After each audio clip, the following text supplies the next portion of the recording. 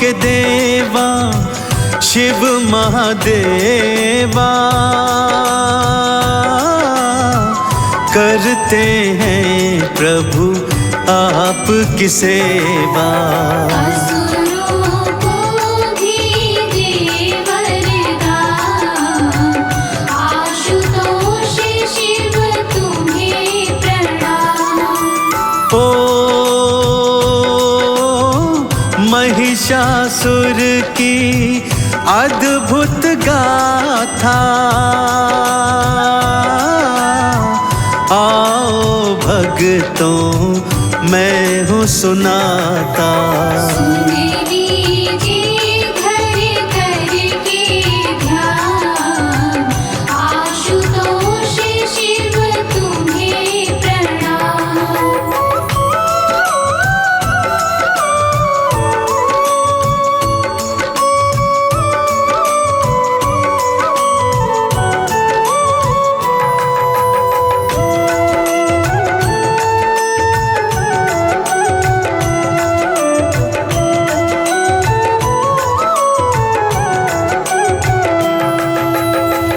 कथा कुछ इस प्रकार से है भक्तों। महाबली राक्षस था भस्मासुर। अपने तप के बल पर उसने अतुलित शक्तियां प्राप्त की हुई थी भक्तों कि तभी उसने एक दिन असुर गुरु शुक्राचार्य के चरणों में प्रार्थना की कि प्रभु मैं त्रिलोकी का स्वामी बनना चाहता हूं, अजर अमर हो जाना चाहता हूं। तब दैत्य गुरु शुक्राचार्य ने उसे कहा कि जाओ शिव शंकर का घनघोर आराधन करो। केवल सृष्टि में एकमात्र वही हैं जो तुम्हें यह वरदान दे सकते हैं। यह सुनकर भस्मासुर ने भगवान भोले शंकर की घनघोर तपस्या प्रारंभ कर दी भक्तों। कई हजार वर्ष तक अन्न जल त्याग कर एक पांव पर खड़े होकर भोलेनाथ का हठ योग किया। देवादिदेव प्रसन्न हुए, उसे दर्शन दिया। तब असुर भोलेनाथ के चरणों में गिरकर क्या वरदान मांग रहा है, आइए श्रवण करते हैं भक्तों। ओ जिसके सिर पर हाथ धराऊं, भस्म उसे तत्काल कराऊं।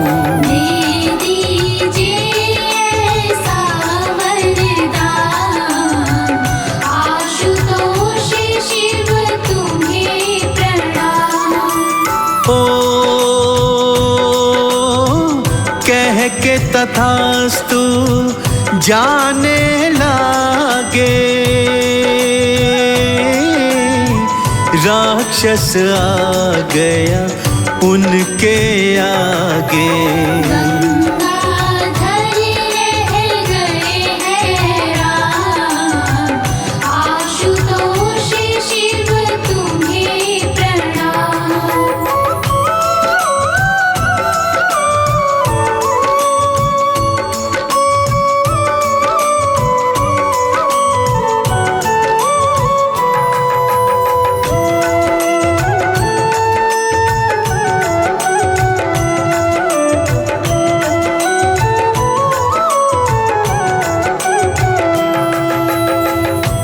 राक्षस को अपने सन्मुख देखकर गंगाधारी भोलेनाथ हैरान हो गए और उससे कारण पूछने लगे।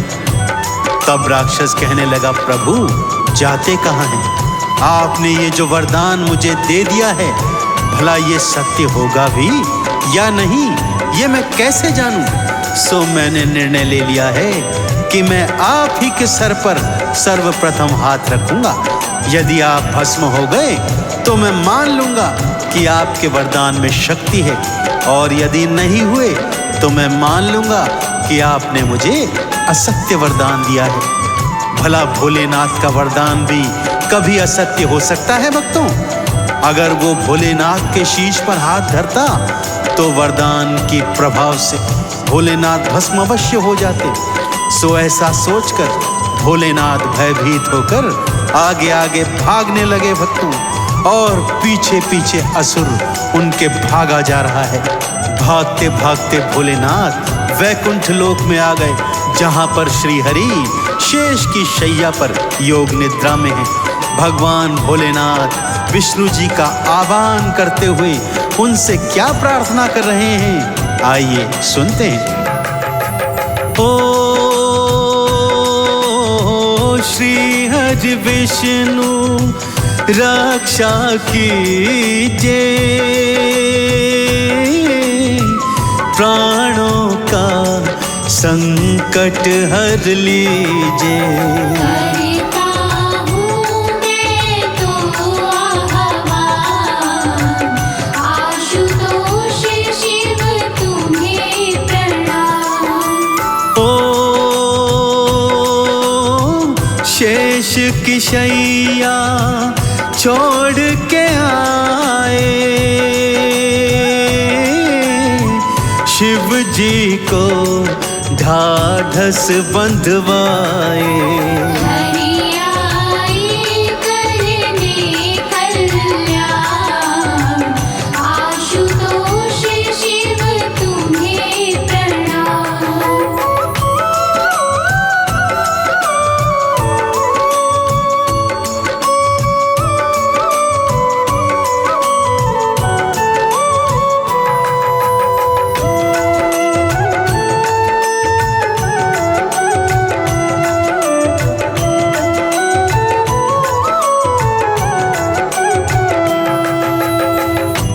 भोलेनाथ की प्रार्थना पर श्री हरि विष्णु ने अपनी योग निद्रा को त्यागा और शेष की शैया छोड़कर भोलेनाथ के सन्मुख आ गए। उन्हें ढांढस बंधवाया। हे भोलेनाथ, आप कृपा कर हाहाकार न मचाइए। आप सचमुच ही भोलेनाथ हैं प्रभु। आप ऐसा वरदान दे देते हैं जिसके पश्चात स्वयं आपके प्राणों पर ही संकट आ जाता है। कोई बात नहीं, मैं इसका कुछ उपाय करता हूँ। और श्री हरि विष्णु ने उपाय सोचा भक्तों। तुरंत मोहिनी का स्वरूप धरा और असुर के सन्मुख पहुंच गए। असुर सुंदरता के पुजारी होते हैं भक्तों। सो मोहिनी को देखकर असुर का मन डामाडोल हो गया और वो उससे विवाह करने को उद्यत हो गया। तब मोहिनी ने यह शर्त रखी कि जैसे जैसे मैं नृत्य करती हूँ, यदि तू वैसे वैसे नृत्य कर सके तो मैं तुझसे विवाह अवश्य कर लूंगी। अब मोहिनी अपनी ताल पर असुर को ताता थैया नचा रही हैं और होनी क्या खेल रच रही है, ध्यान से सुनिए भक्तों। ओ मोहिनी की ताल से ताल मिलाता, जैसे वो नाचे नाचता जाता। लीला हरि की सबसे महान, आशुतोष शिव तुम्हें प्रणाम। ओ मोहिनी शीश पे हाथ धराए, राक्षस नकल को करता जाए। अपने ही सिर का नारा ध्यान, आशुतोष शिव तुम्हें प्रणाम।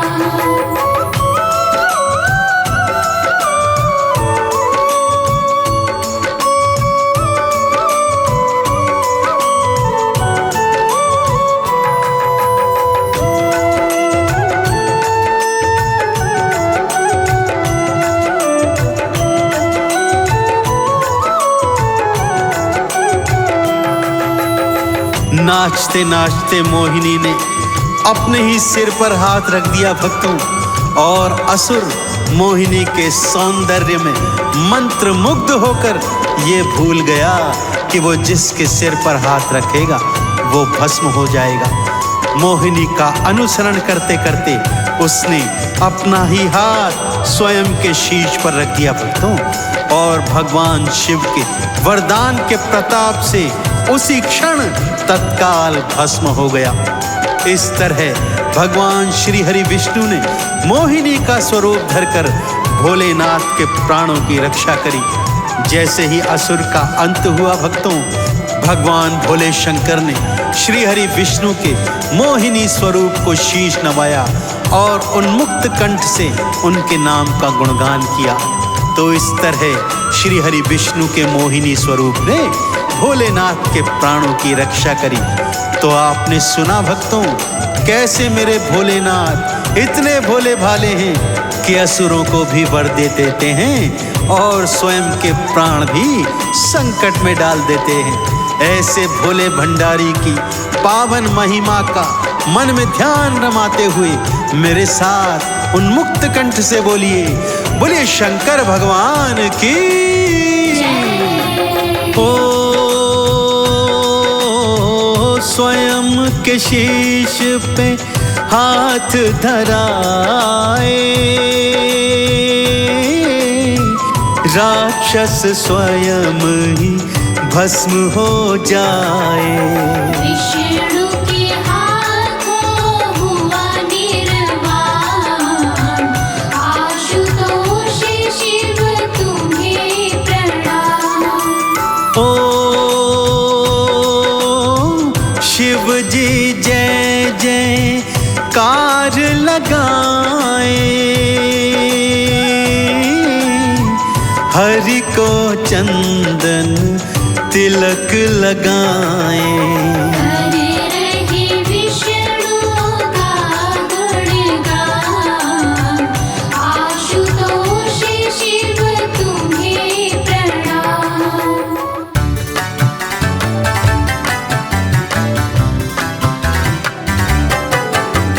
भोलेनाथ के चरणों में नमन है बारंबार, हे देवों के देव तेरी महिमा अपरंपार। ऋषि मुनि भी करते हैं महिमा तेरी बखान, भक्तों को दे देते हो पल में तुम वरदान। हो शमशान निवासी तुम, भूत प्रेत है संग, गौरा मात विराजती हरदम बाएं अंग।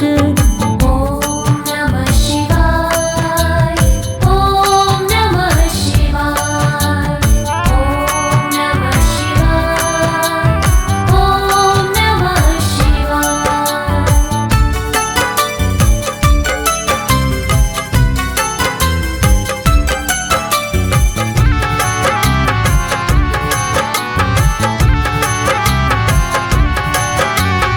आई जो विपदा देवों पर किया आपको याद, भोले पल में सुनते हैं भक्तों की फरियाद। दैत्यों और देवों ने जब किया सागर मंथन, कालकूट विष निकला तो हुई थी बड़ी उलझन।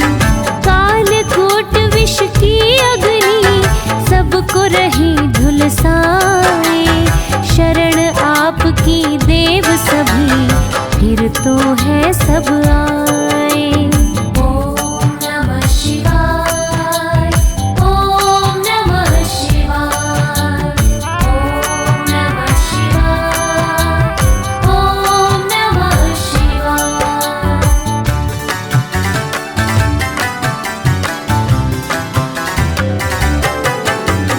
परशुराम भी आपका भक्त कहाया है, नंगे पांव गंगोत्री से कावड़ लाया है।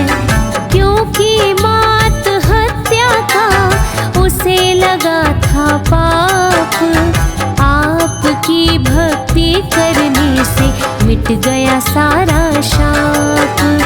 ऋषि जमदग्नि पिता उनके, माँ का रेणुका नाम, उनकी ही संतान थे भगवन परशुराम। ओम नमः शिवाय, ओम नमः शिवाय, ओम नमः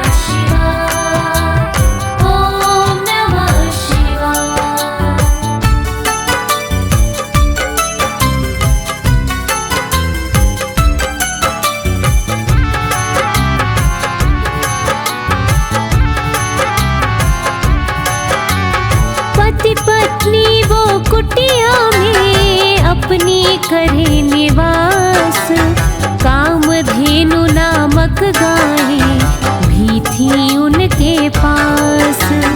कामधेनु की कृपा से कोई कमी ना थी। पति पत्नी जो भी चाहते मिल जाता था वो ही।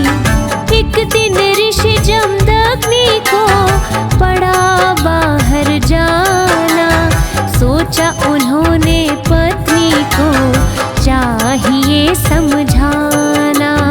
ओम नमः शिवाय, ओम नमः शिवाय, ओम नमः शिवाय, ओम नमः शिवाय।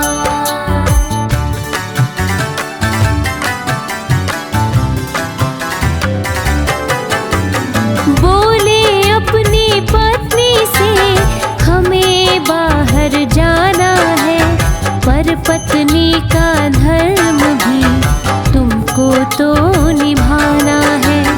कोई अतिथि कुटिया में जो देवी आए, बिना किए जलपान वो वापस नाही जाए। बोली रेणुका हे ऋषिवर निश्चिंत होकर जाए। आतिथ्य सत्कार में कोई कमी ना पाए। ओम नमः शिवाय, ओम नमः शिवाय, ओम नमः शिवाय, ओम नमः शिवाय।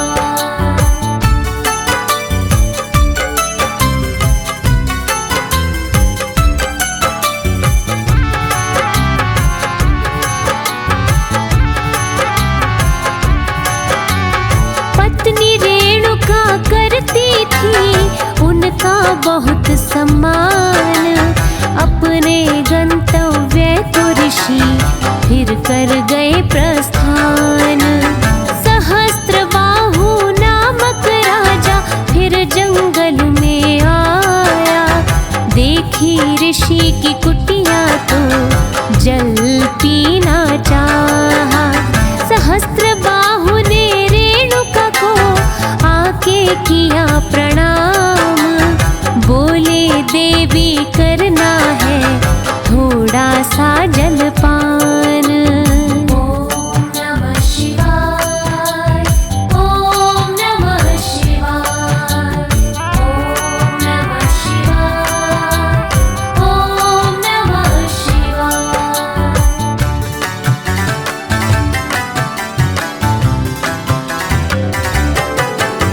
सहस्त्रबाहु का रेणुका ने किया आदर सत्कार। कामधेनु की कृपा से सब कुछ था तैयार। शीतल जल पीने को दिया और स्वादिष्ट भोजन। सहस्त्रबाहु का खा पी कर तृप्त हो गया मन। बोला देवी आपने कैसे कर दिखलाया। बोली रेणुका कामधेनु से ये सब पाया। ओम नमः शिवाय, ओम नमः शिवाय, ओम नमः शिवाय, ओम नमः शिवाय।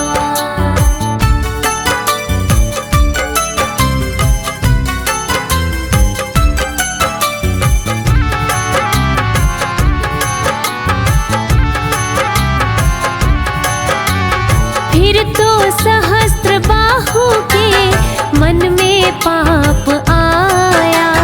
कामधेनु को अपने संग में ले जाना चाहा।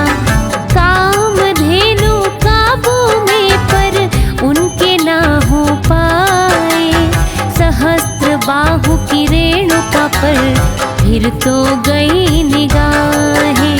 बलपूर्वक वो रेणुका को ले गया अपने साथ। जमदग्नि जब आए तो लगा बड़ा आघात। ओम नमः शिवाय,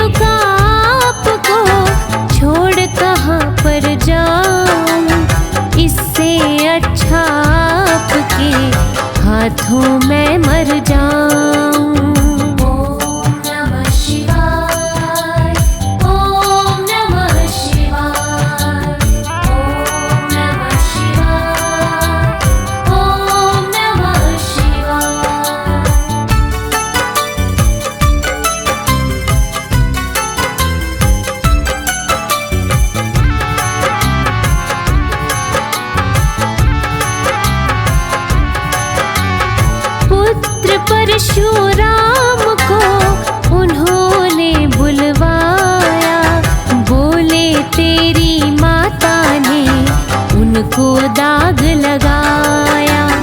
है आदेश मेरा परशु, ना करना इसे भंग। अपनी माता को दे दो जाकर मृत्यु दंड। पिता की आज्ञा का पालन करना उन्हें पड़ा। मिला उन्हें आदेश तो करनी पड़ी हत्या। ओम नमः शिवाय, ओम नमः शिवाय, ओम नमः शिवाय, ओम नमः शिवाय।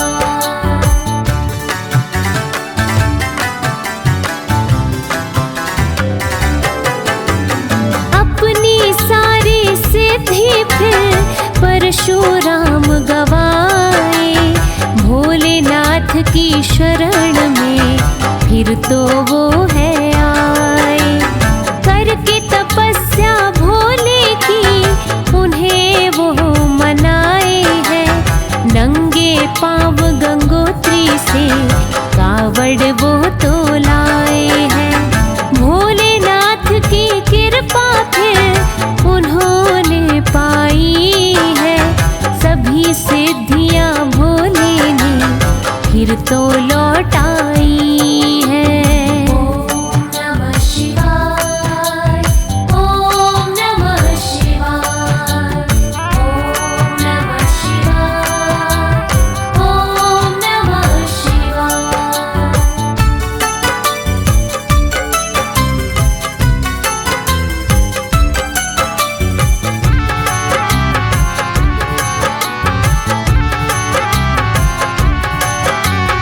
एक फरसा भी भोले ने फिर है उन्हें दिया।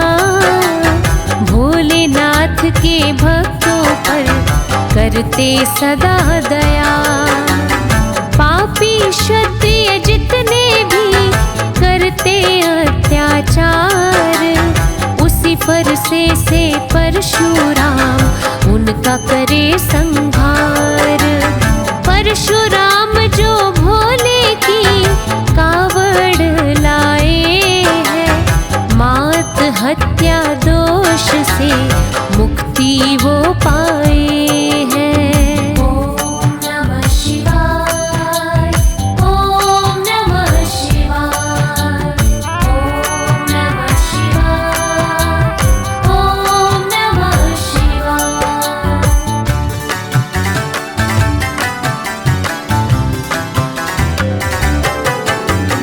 गंगा जल शिव भोले को जो भी चढ़ाते हैं, भक्त वो भोलेनाथ की कृपा पाते हैं।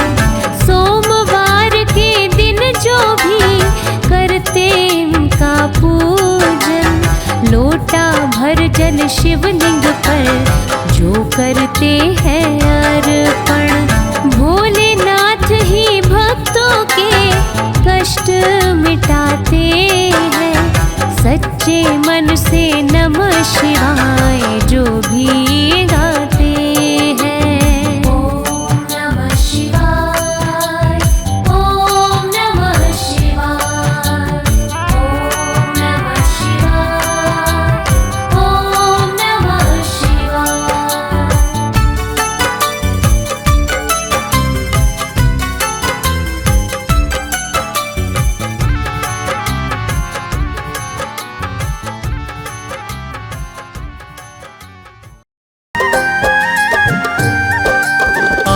भक्तों शिव के गाथा सुनाऊं।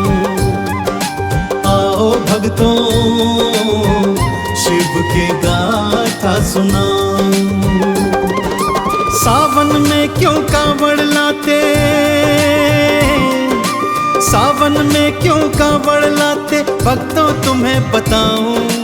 आओ भक्तों शिव के गाथा सुनाऊं। आओ भक्तों शिव के गाथा सुनाऊं।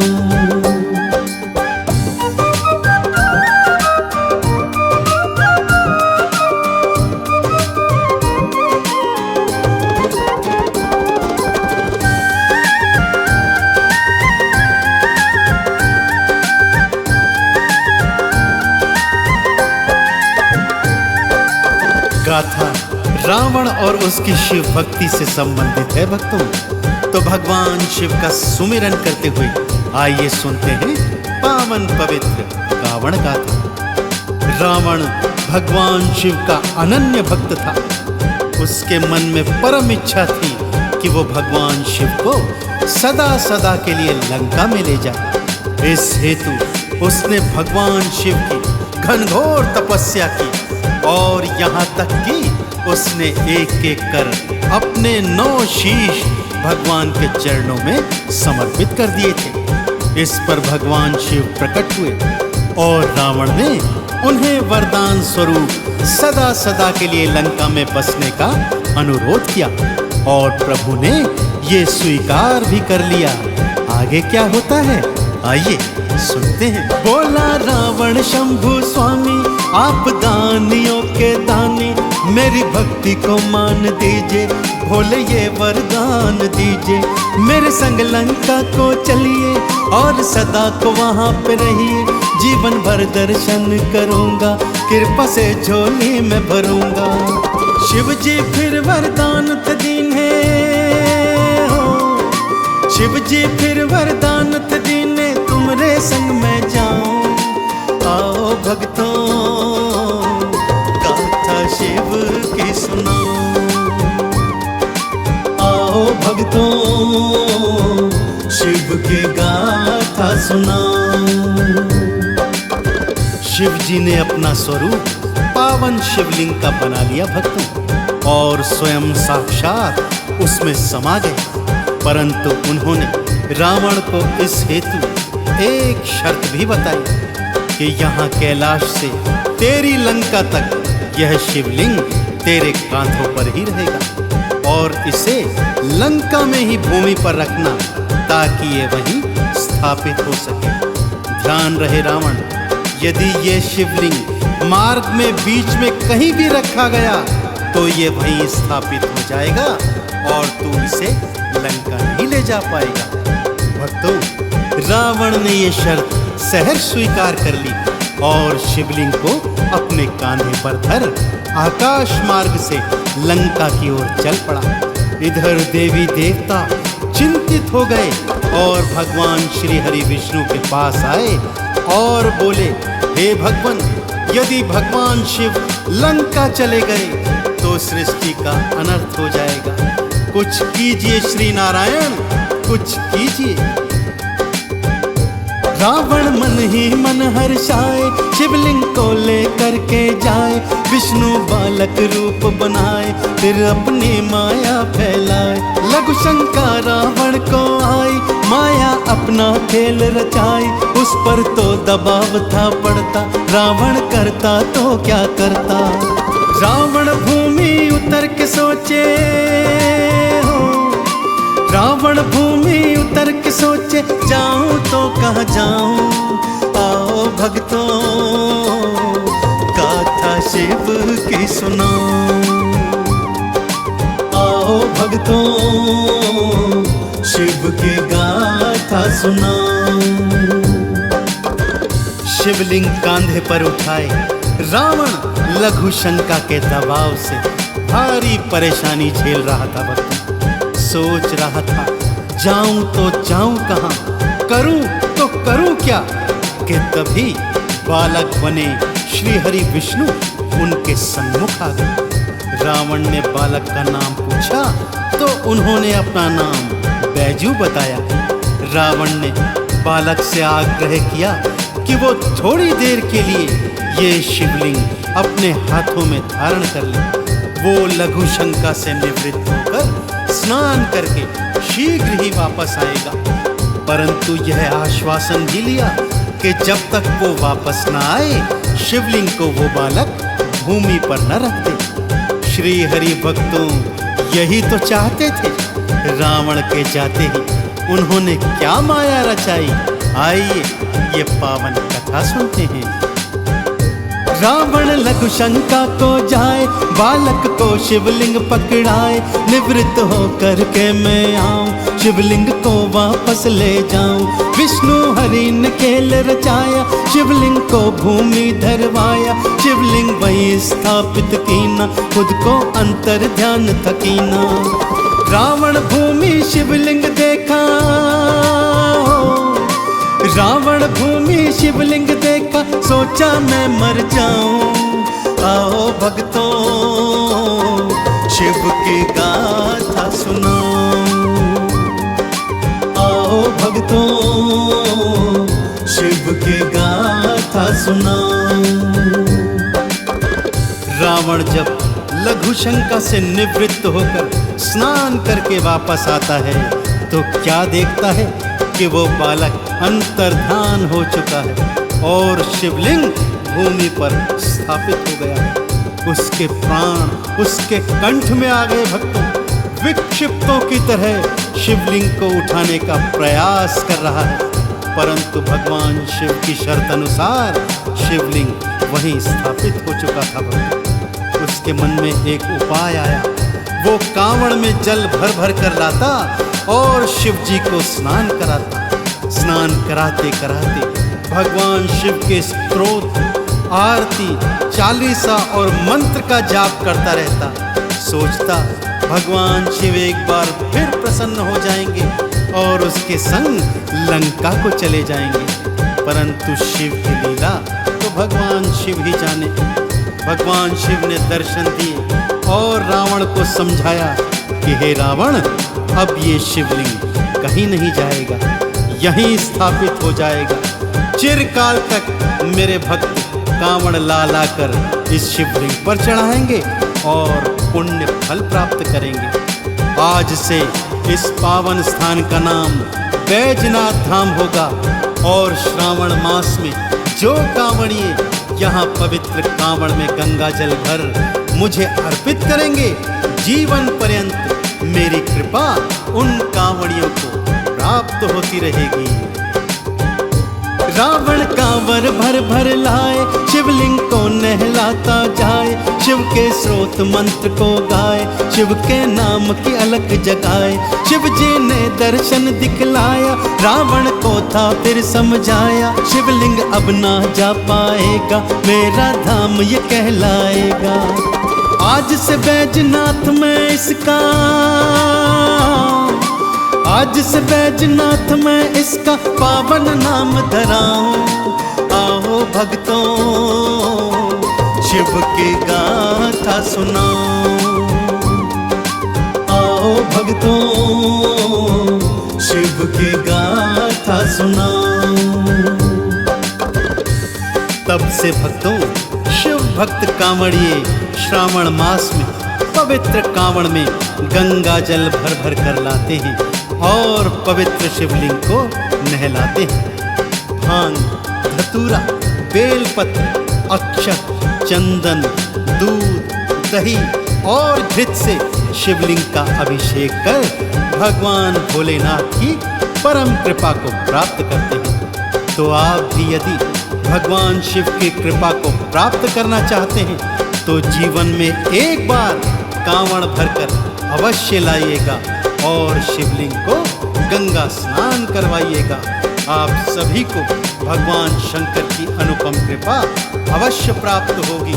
तो एक बार फिर बड़ी श्रद्धा और प्रेम से मेरे साथ बोलिए, बोलिए शंकर भगवान की। शिव की कृपा पाना चाहो, कांवड़ एक बार लाओ। गंगा जल से फिर नहलाओ, बेल धतूरा भांग चढ़ाओ। दूध दही और पुष्प चढ़ाओ, घी से लेपन भी करवाओ। शहद से अभिषेक करवाओ, भक्तों चंदन तिलक लगाओ। शिव के चरणों में मैं भक्तों,